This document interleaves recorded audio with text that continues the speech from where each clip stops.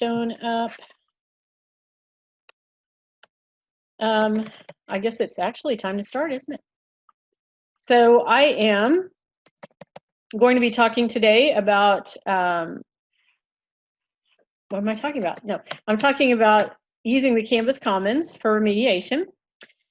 So as such, because I'm going to be using the Canvas Commons, I'm not going to be using a presentation. I'm not going to be using like a PowerPoint or anything like that.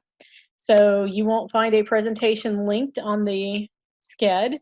I probably should have linked some how-tos or something. So I'll go do that after the session is over, so that if you have to refer back, you can refer back on the SCED and find that information. Because we do have some how-to documents, like step-by-step guides on what I'll be showing you today. So I appreciate you showing up for today. This is the last afternoon of a wonderful 3 days of learning. And I know how easy it is to decide, you know what, I'm just not going to go that one. So I appreciate y'all being here and being a part of this session. I'm glad that y'all chose it. One of the things that I have always really loved about the fact that we have this option open for people to use the Canvas Commons for mediation is that I feel like it really helps teachers. And that's one of the things that I appreciate whenever I can find something that's going to help a teacher, because teachers don't have enough time for all the things that you have to do. And when you add remediation into it, that can be really time consuming, because you've got this student needs this and this student needs that. So it can get very complicated very quickly. And I'm about to sneeze, sorry. Wow, feel better. Anyway, it can get very complicated very quickly. And so what we've done is we've created some things in the Canvas Commons that the idea is that you would be able to pull those things in as you needed them and decide what to use for remediation for your students. This is content from Edgenuity. In light of the COVID-19 situation, I would also ask you to consider what I'm showing you as a possible help for you in the event that we found ourselves at home again in the fall. Nobody really knows what's going to happen in the fall. We have to wait for all the moving parts to settle and for the state to say what's going to happen and all that good stuff. So if we were to find ourselves still at home, what would we be doing? So I'm hopeful that you'll find some things that I'm showing you today that are already out there for you. If you are a core content teacher, there probably is. If you are not a core content teacher, there may or may not be. There's probably not from us in the virtual learning department, but you might find some things from your fellow teachers who have put things on the Commons. So it's going to be something that I think is worth learning about and worth seeing how it can work. If I were a teacher in a classroom right now, I would definitely be using it, because it also would be good to just have in your course as, hey, if you didn't get it when I was showing it to you, maybe you'll understand it this way. Or, hey, you were absent yesterday, I need for you to go do this. And it would just already be there. Many of you also may have the ability to put things like from your textbooks. I know we did a massive project, at least for biology. I don't remember if it was also for other contents or not, but where we actually imported all of, I think it was McGraw-Hill or something like that, into a Canvas blank so that people could pull that content in. So you can actually utilize Canvas as this really rich, multi-approach kind of a remediation piece. As I go through the steps and everything, I'll kind of give you some different ways so that you can align it to your teaching style and to your organizational style. Don't align it to what I say. Think about what your organizational style is, what you need as a teacher and what your students need, and try to figure out where is that all going to fit in here. So I'm just going to scoot right on over to, I'm going to share my screen, and I'm going to just open up Canvas. Hopefully y'all know how to get to Canvas. I am not going to share the sound from Canvas, because it will start, when we start looking at the Edgenuity content, it'll start talking over me. So you'll see people's mouths moving, but you won't see the sound. So I think to start off with, to sort of give you a frame of reference, I'm going to show you a course. This is actually a full original credit course that we have here in Keller that is Edgenuity content with some of our stuff thrown in. So I'm going to click on it so that you can see what the Edgenuity content, sorry, every session except for this one, I have apologized in advance for my dogs barking, and they haven't barked. So I didn't apologize this time, and they barked. Okay, so I can show you what the Edgenuity content looks like within Canvas. So here we are in modules after content has been imported from the Commons into Canvas. And the things that have these little links beside them are just that. They're just links to another website.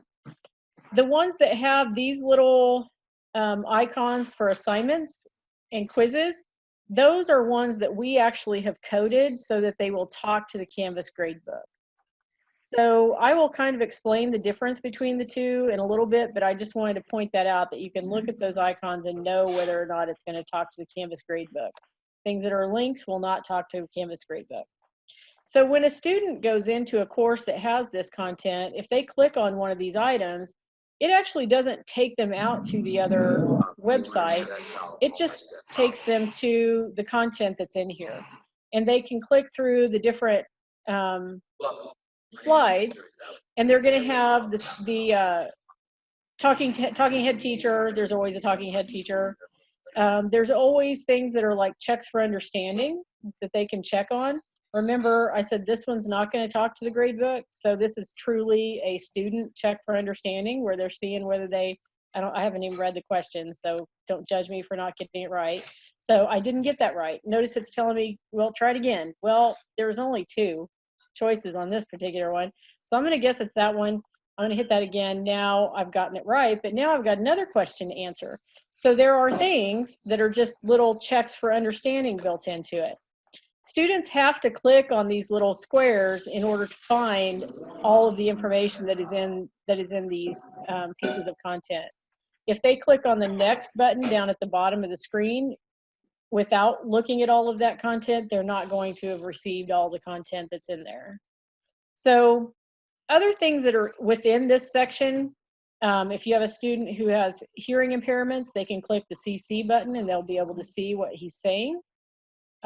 They can actually turn up or down the volume, and they can also, within their own environment, have things read to them that maybe aren't currently being read, if that makes sense.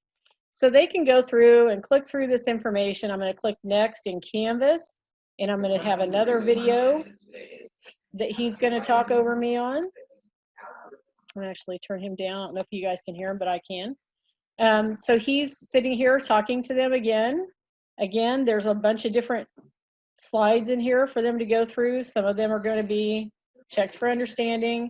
Some of them are just going to be other ways for them to take a look.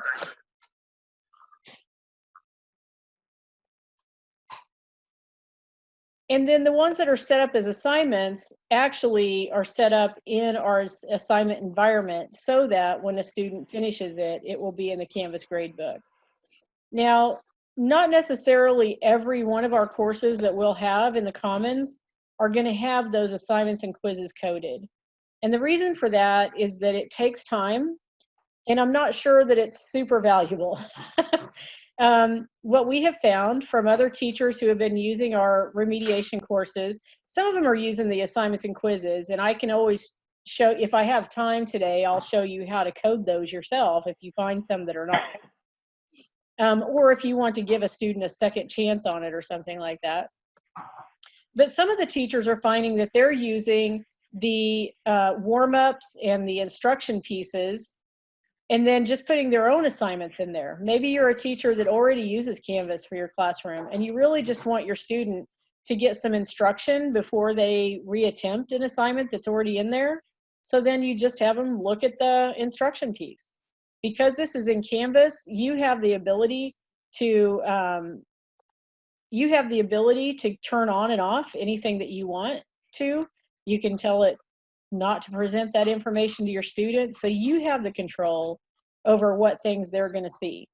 Now, one of the things that we as a department are going to be working on in July, don't worry, Ryan, I'm getting somebody to do this, is that we'll be creating some smaller versions of our Canvas Commons courses that just have all of the warm-ups and instructions and nothing else.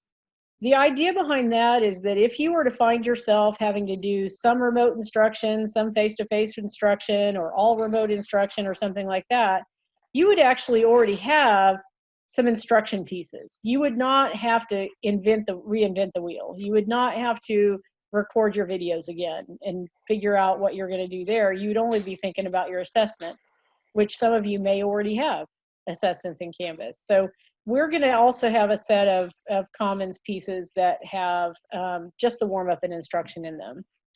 So I'm going to actually, I'm going to stop showing you this side so I can start showing you the process of actually creating this for yourself or pulling this into your courses. So do I have any questions though first before I start in on this?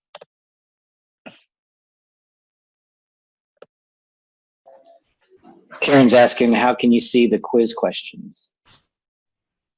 So when the teacher actually looks at a quiz, let me see if let me go back to one of these. That's a really good question I meant to point out, is that when we look at things like assignments and quizzes, the assignments show up okay, but when I click on the quiz here, I'm going to actually, this is not what the student sees. This is where you see what questions are on, like here's all the quiz questions. And I can click on that and I can see what the question is and I can see what the answer is. Some teachers, what they like to do is just turn off the quiz, but just use some of these questions. I will say that is just a process of creating a quiz in Canvas. And like, I literally just copy and paste it and then copy and paste all the answers and then I'm done. So you can actually pick out which things that you want to ask students. And that way you would also be able to add more questions if you want to. One drawback to using Edgenuity within the Canvas environment, in the Edgenuity environment, if I went to a student's quiz, I would actually see with a red X which questions they missed. That's one drawback of using this in Canvas, is that you won't necessarily see what the kids missed. You would have to ask them to click through, because they can click through their quiz and see which things have X's by them. And you would have to ask them to do that to tell you which ones they missed if you wanted to help them out with that. But that's what it looks like to you, and that's how you would see what the quiz questions are. Okay, so if I go back to my dashboard and I go to look at all courses, you all should have this button that says plus course. I always start off this process adding a course for myself, so that I can pull the content into that course and look at it and know that I haven't given it to all my students until I want them to have it. If you work in such a manner that you want to just pull it into your course, that's fine. All of our Canvas Commons things, the things that the virtual learning department has put in there, everything's unpublished. So if you were to pull it into your course, you would not have to worry about your students seeing it until you decide to turn it on. Some other Canvas Commons content may not be that way. So we like to tell people to just create a separate course. I always call it like Plybon, Sandbox, and the year, so that I know this is my Sandbox course for the year, that I'm going to pull content in so that I can take a look at the stuff before I put it into my course. So in order to put it into the course, there's a couple things you can do. One is you can be sitting in that course and say import from Commons. The other thing you can do, which is what I'm going to do because we just want to take a look at some things right now, is over here on the right, you see Commons. You see a Commons button. So you can click on that. And you're going to find a lot of things in the Commons. Lots and lots of things in the Commons. Some of the things that are in the Commons are not even from Keller ISD. You might find some things in the Commons that are from other places that have said it's okay for it to be shared across other districts and things like that. So there's lots of things in the Commons. You could actually probably go down a deep rabbit hole trying to look at everything that's in the Commons. So for today, I'm just going to have you look up what we have called ours is course package. We've called them all course packages. So if you type course package in the search, then you would be, I'm trying to get rid of those notes for this so that I don't have to have that here anymore. There we go. So type course package in the search and you begin to see all the different things that are in here for Edgenuity courses. So if I click on the Algebra 2 package, for example, it's going to show me, here's what it's got in it. It's got these units in it. Now this is the whole course package, so it's going to be the longer piece. And you can also see that these are not published. So that's one way you can tell whether something you're going to bring in is already going to be published. You cannot, it looks like you can click on these to find out what they look like, but you really can't. When you click on them, it really doesn't show you anything. So the only way to actually look at what's in here is to click on the import/download button. And then it's going to ask you what course you want to add that to. So if you had something that you had used before in the Commons and you knew what it was and you knew what courses you wanted it in, because you all have your courses created by class period, you could check whatever ones that you want it to go into right here, and you would automatically have all those imported into all of your classes. I'm just going to import it to my new Plybon Sandbox 2020 course by clicking that and clicking import into course. And then it's going to take a little bit of time to do that. So while we're waiting for it to finish, it might be finished now, but while we're waiting for it to finish, you can also just search by your content area. Like I saw Jackie Baccarini, you're in here. I'm going to type in health science just to see what's here. So people have put things in for health sciences. So you could find something that you're like, oh, I think this looks really interesting and I want to pull this into my course. So you have a lot of things that way as well, where you could actually pull up and look at individual assignments. This one says it's a course, so I could pull in a whole course on health science. So there's lots of things for you to discover here. The unfortunate thing, like I said, is that when I click on it, I cannot actually, oh, well, this one actually gives me what those quiz questions were. So that's nice. I can actually just say, yeah, I really like that assignment. I'm just going to pull it into my course. So it just depends on what it is, I guess, whether you can see what it is. But there's lots and lots of things in here. Lots and lots of things for every subject area in the Commons. So I'm going to go over to my Sandbox course now because it should be imported now.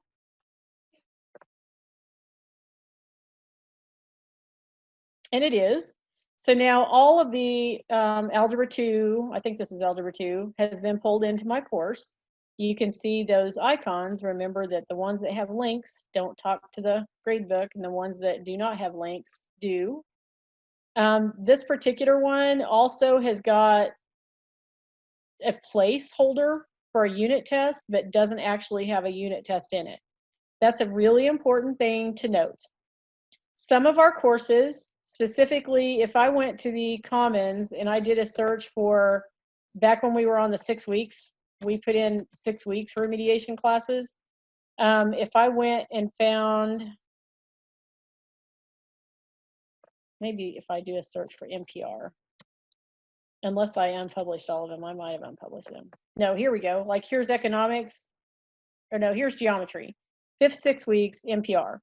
That means that we aligned it to the Keller ISD 5th 6 weeks of geometry, and that's all that's in here. Those actually have got unit tests in them that we entered as well. So you have to look at the things to see what it is they have in them and kind of understand what that means. So if it just says, let me get back to here. If it just says, like this one, it just says test, it's not clickable or anything, there's nothing there. So that's been one source of confusion for teachers that I wish that we had realized what we were doing when we did this. Because I can see why. You'd kind of scroll through here, you'd be like, yeah, there's a test there, I can just use that, but there's no test there. So I'm going to delete it just because I'm weird that way. But make sure that everything works. Make sure that everything is what you think that it is before you assign it to students. Now, let's say that I've decided, I think I'm just going to do Unit 1. I'm just going to import the Unit 1 piece and not the rest of it into my class. So the way that we can do that is to go to the class that we want to import it to. Now, this is something that is really important. A lot of people think that you have to send it to the Commons, which you can. If I wanted to, I could go here and I could share it out to the Commons. I could share that module out to the Commons if I wanted to, thus creating another Commons thing. And then I could go to the other course and import from the Commons, but then I'm also making it available to everybody. But there's also an easy way just to pull in from your other courses, which a lot of people don't realize. So I'm going to pretend that I have moved to another course to move this content in. And if you click on Settings and you click on Import Course Content, you can tell it that you want to copy a Canvas course. And that sounds like you're getting ready to copy the entire course, which it could be. It could be that you're going to copy the entire course, but it doesn't have to be. So I'm going to search for geometry because I'm probably in a lot of different classes. I'll just do this Edgenuity Geometry first semester because I'm pretty sure that's one of ours. So notice here there's a thing that says content, all content, or select specific content. If I click on select specific content and click on import, it's going to start the import. It's saying it's uploading. Pretty soon there'll be something down here that says there's an import happening. And we have to wait. I need the Jeopardy music right now. I should have had that prepared for you. I'm sorry. That's okay. I should have done that too. I was setting up the courses and everything. I didn't even think about this. I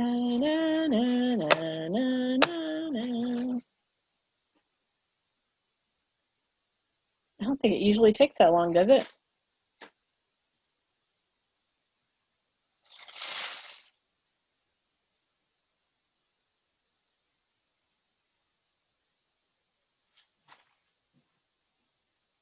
Goodness.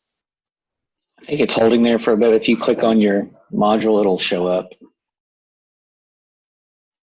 I wonder if I go out and back in.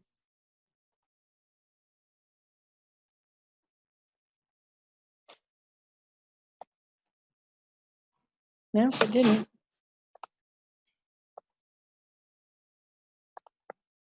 Here, I'll just do it on some other course that I know of. I'll do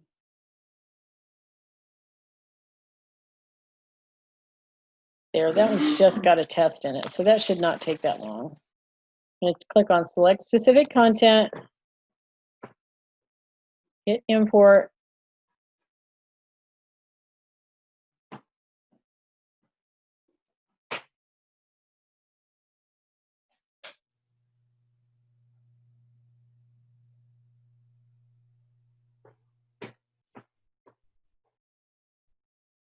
Any questions while we're waiting for this? I switched to a different laptop because I was telling Ryan earlier that my work laptop every afternoon slows down to be unusable. I don't know if they have something that runs in the afternoon or something. So I actually switched to a different laptop so that I would not have this very issue.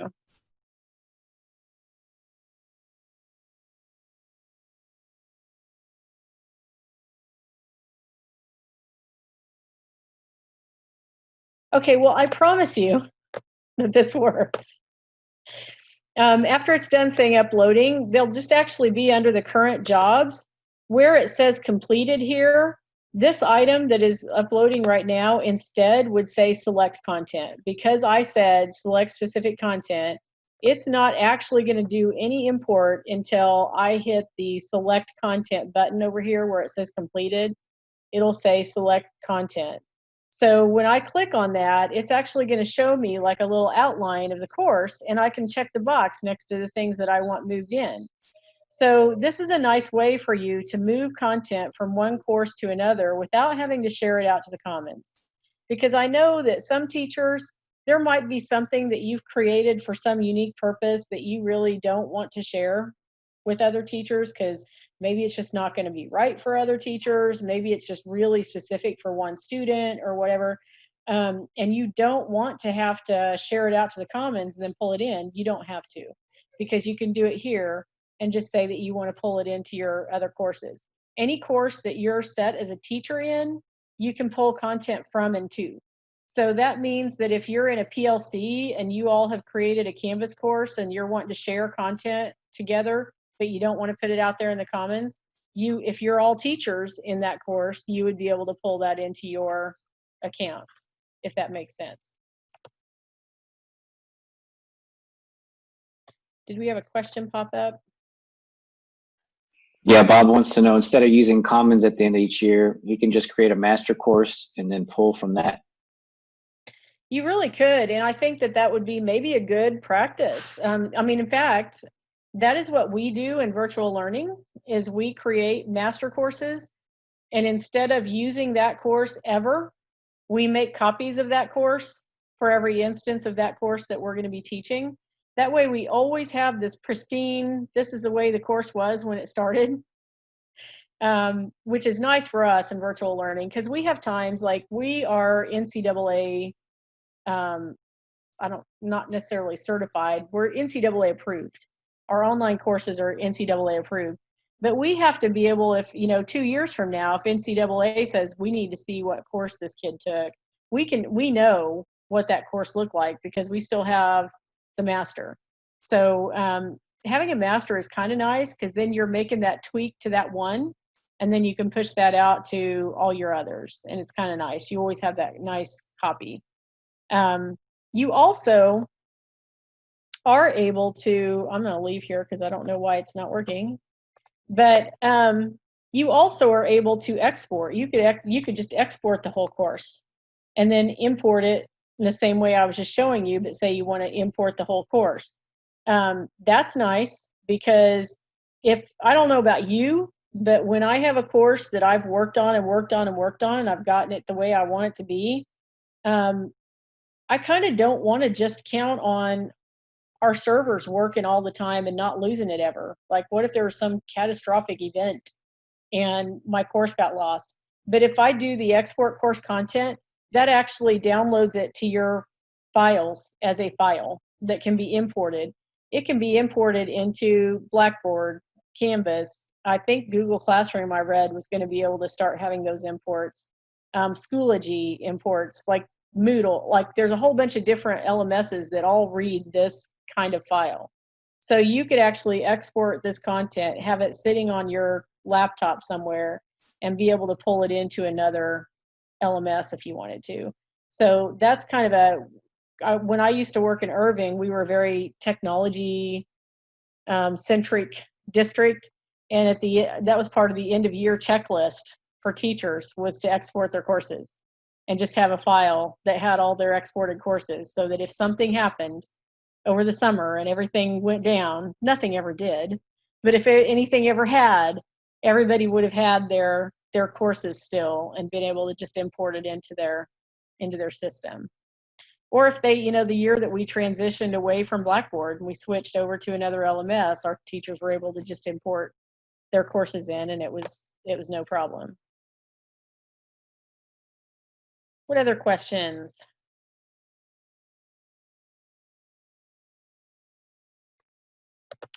One of the things that I want to be sure to point out, regardless of the kind of course it is that we've done, whether it's an NPR course or a full course package or the ones that we're getting ready to do that just have the instruction, none of them have summatives in them.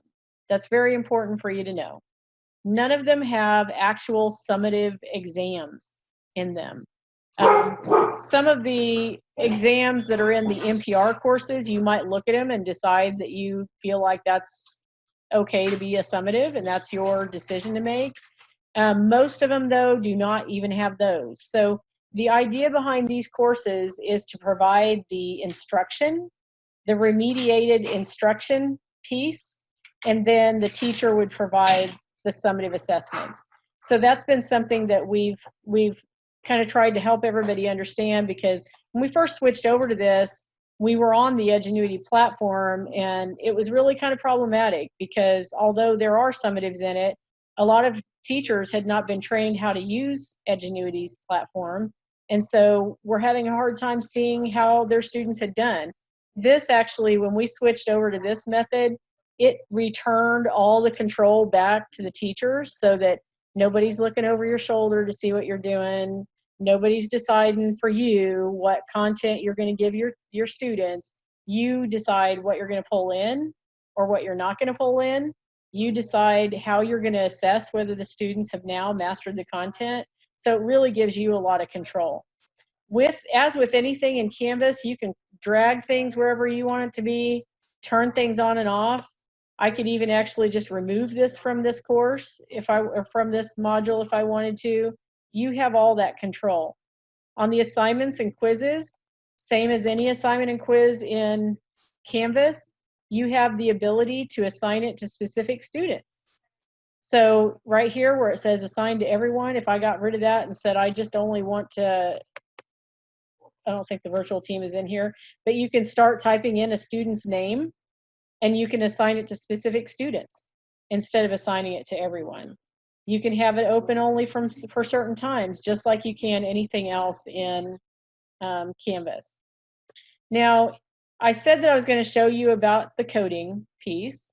So I'm going to show you that real quick, because the most common thing that happens is that a teacher will have a student complete, like, let's say the student completes all these first things here. They take the quiz and they really don't do well. And teacher says, you know, before I have you redo the summative on this, I really want you to do better on that quiz. So I'm going to have you do it again. In order to do that, you're going to have to make a new assignment for this quiz. But the thing that you're going to need is found over here on the little 3 dots on that line. If I click on edit, oh, that's not where, oh, because it's an assignment. I have to go into the assignment. Sorry, I was looking at something else. And I'm going to click on edit assignment. And down here, it says submission type external tool. That means that's an Edgenuity piece. And here is a URL. If I copy that URL and I make a new assignment, I'm just going to click to make a new assignment.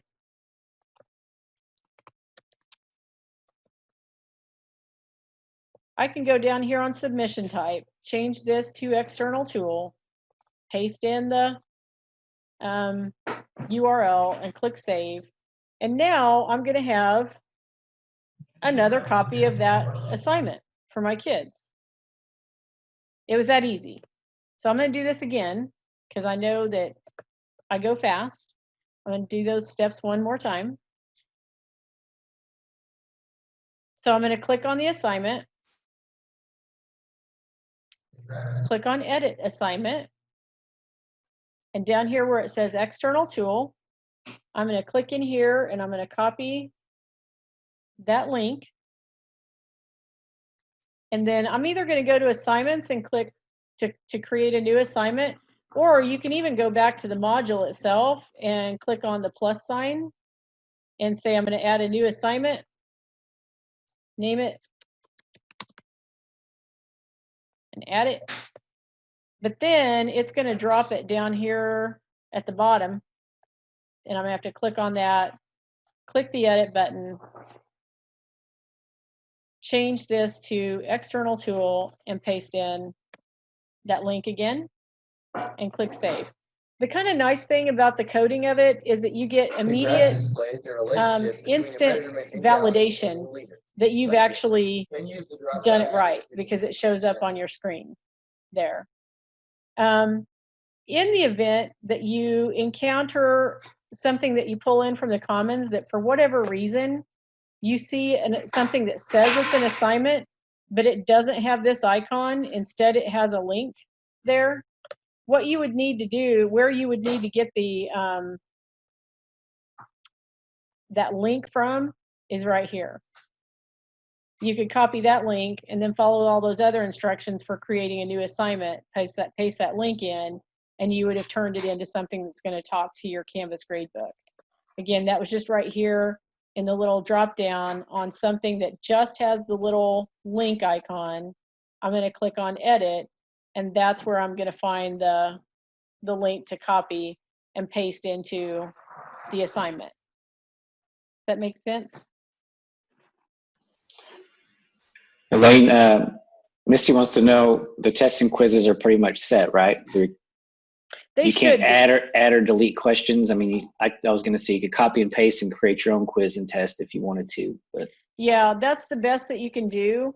The only exception to that is if it's an NPR course, you know, the old marking period remediation courses, we actually, the unit tests on those, we created within the quiz feature of Canvas. So as a teacher, you can go in and click on the questions tab and see what questions are there, and you could add or delete those. But that's only on the unit tests that we entered into Canvas. So, you know, you can do that. You can go into your quizzes and use this to copy and paste into questions in Canvas.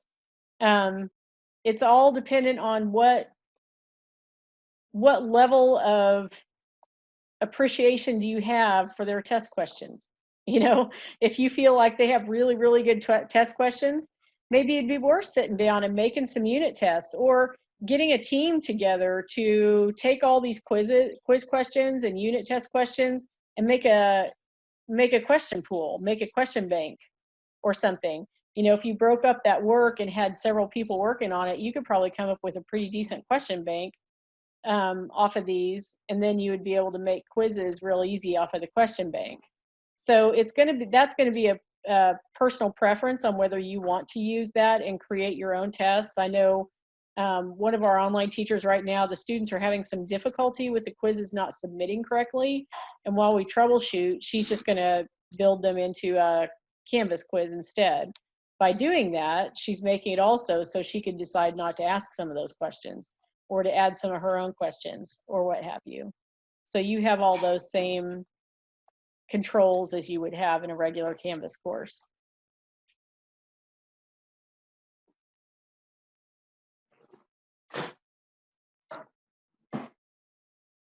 What other questions?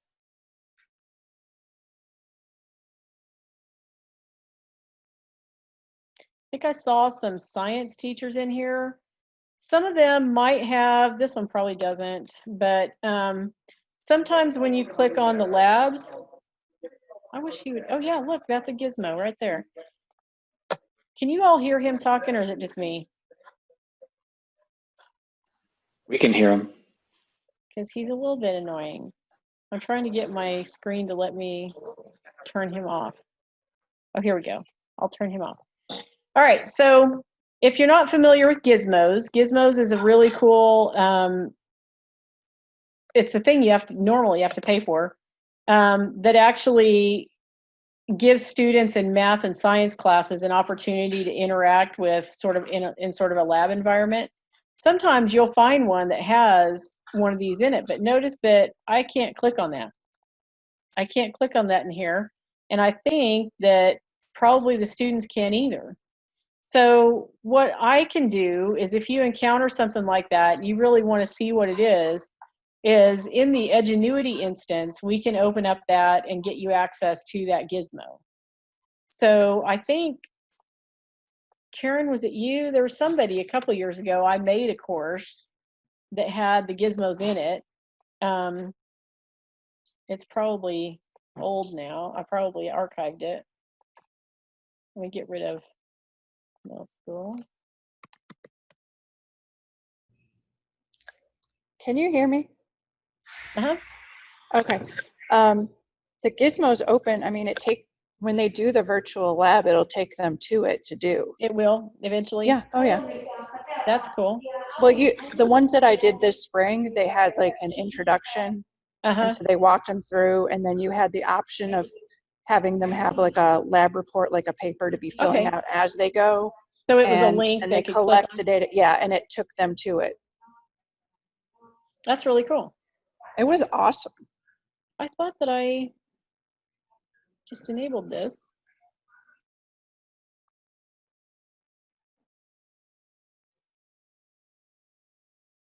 Oh, there we go. So for, oh, because I'm in the wrong school. Sorry.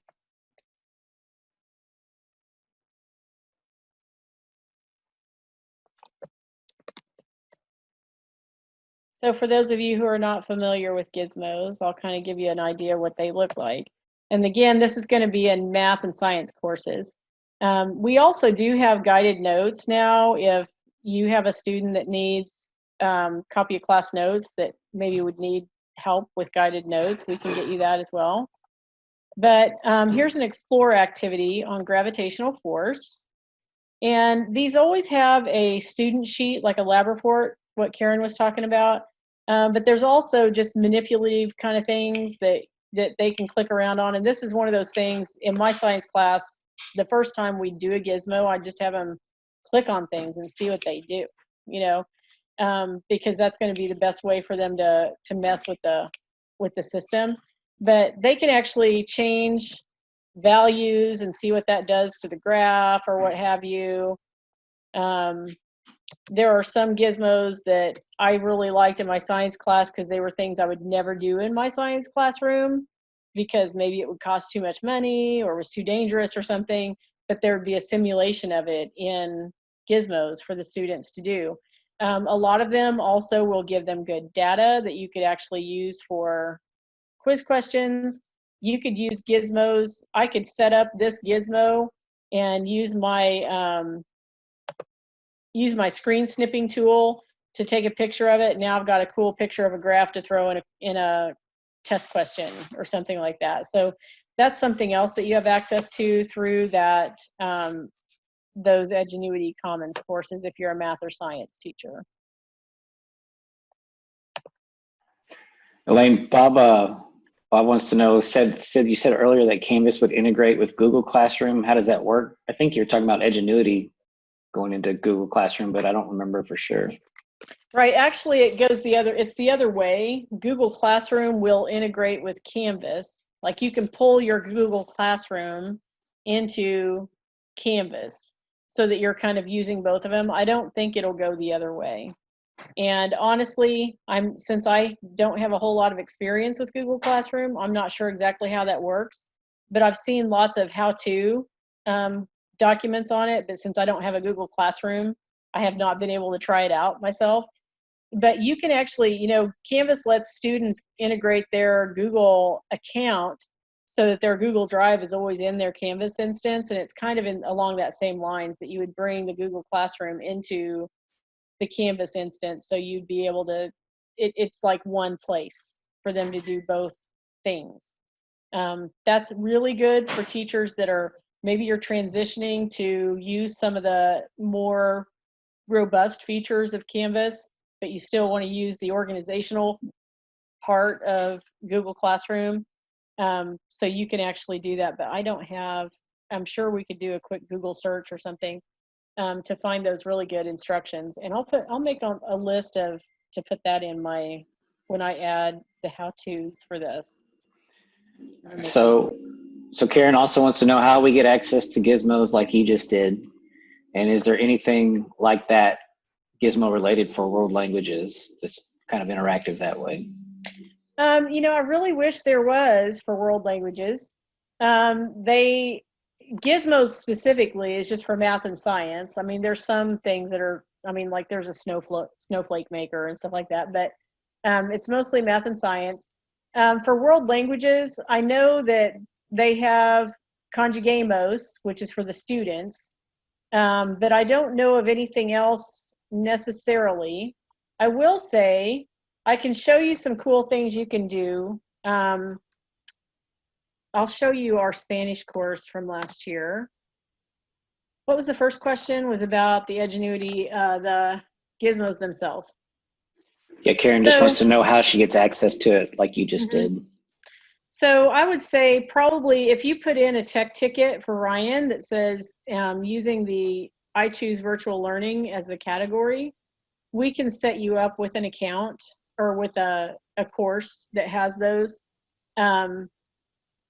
Other than that, you know, honestly, Gizmos don't cost a real big lot of money.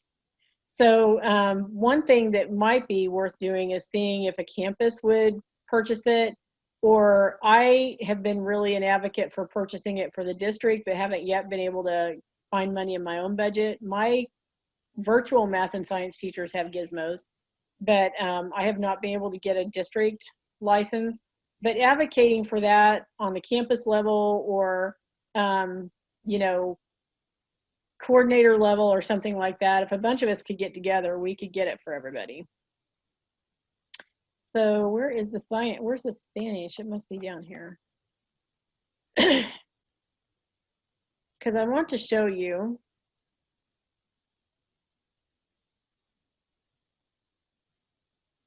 Not that I can find it. Oh, because I'm in the wrong account to find the Spanish one. Let me go. Have any of you heard of H5P? Probably not. So H5P is a thing that will actually let you create your own interactives in your Canvas course or anywhere that will read HTML. So let me find Spanish.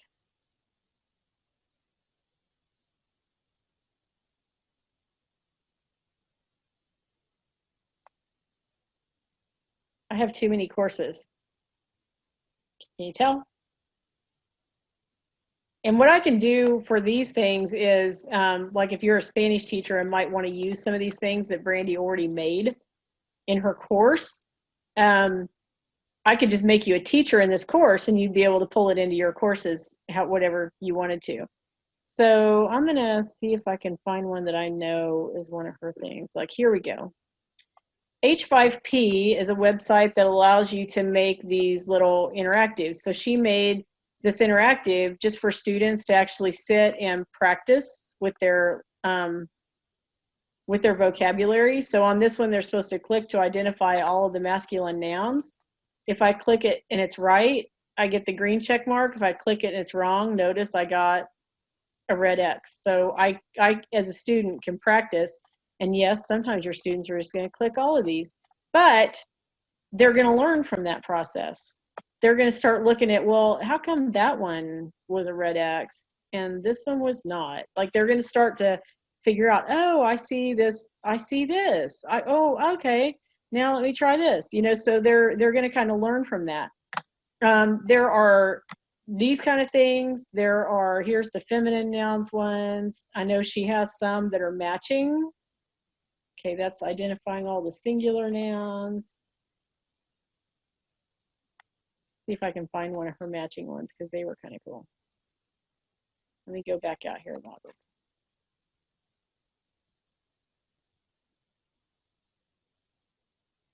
I wonder if that's one. Nope, that's quizzes.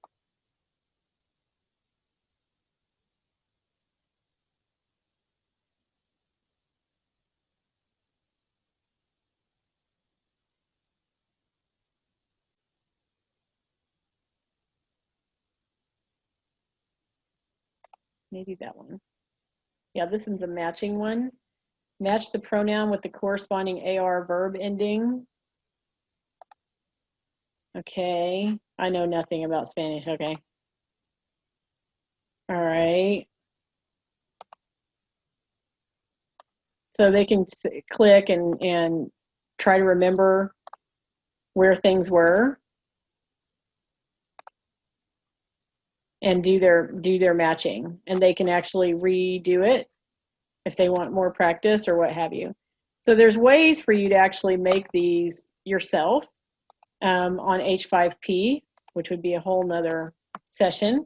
But if you're a person who can pick things up and just click on things to learn them, this is the website, h5p.org. And they have a lot of different types of things. I was trying to find, they have a place where you can see all the different kinds of things. So there's a whole bunch of the different kinds of things that you can create. And then you just import that into your Canvas instance so that the students would be able to work with those. That's kind of a long way of answering your question. I kind of didn't answer it. What other questions do we have?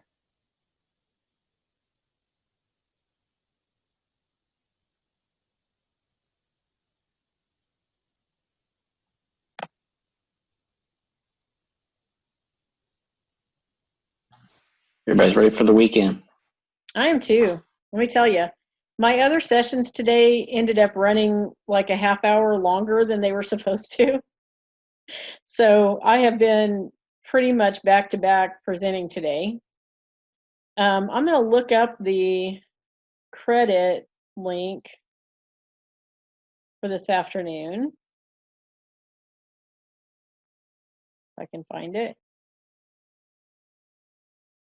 Because that's one thing I just realized, that I'm not going to be able to, since I don't have a presentation, I was not able to just stick that in there.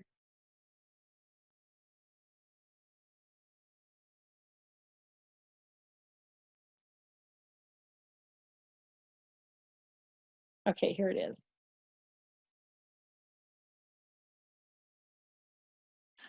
You can share it on your screen. I'll post it in the chat box and they can just click it. Okay, let me. Robert shared it. I just did. Okay, you got it? I figured out their code. Yeah, it's pretty easy code, Thanks, isn't it? It wasn't hard to figure that one out. Dang tricky people. All right, well, I'm going to go on ahead and, like, if you want to stick around, you have more questions, or you want to even ask me other things, I'll stick around. But if you want to just complete your credits, then you can do that. I will encourage you, if you've been playing the KU Twitter game, today at 5:30, I'll be doing a live, on the same link that you got here, I'll be doing a live drawing for a whole bunch of Amazon gift cards for the people that have been playing the KU Twitter game. So if you haven't been playing the KU Twitter game, just start tweeting a whole bunch with KU game on it, and you'll be entering to win. But that'll be fun. You do not have to be present to win, but it'll still be fun to do the live drawing. So I encourage you to do that too.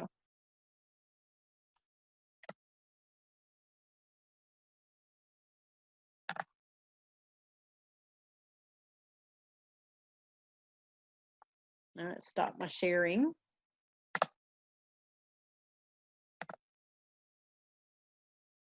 I appreciate y'all coming, and I hope that y'all picked up at least one new thing. My staff and I are like the Canvas experts because we use Canvas for everything that we do. So anytime that you have a Canvas question, we are happy to help you out. I know that the Genius team of students also are very good Canvas support people. But feel free to reach out to us. We honestly, we're happy to hear from people who are asking for new ways to use Canvas or to use some of these things in their class. I'm going to put my email address in the chat, so you can feel free to email me anytime you have questions about anything. So if there's no other questions, we'll just call it a day. Thank you so much. I hope you all have a great weekend.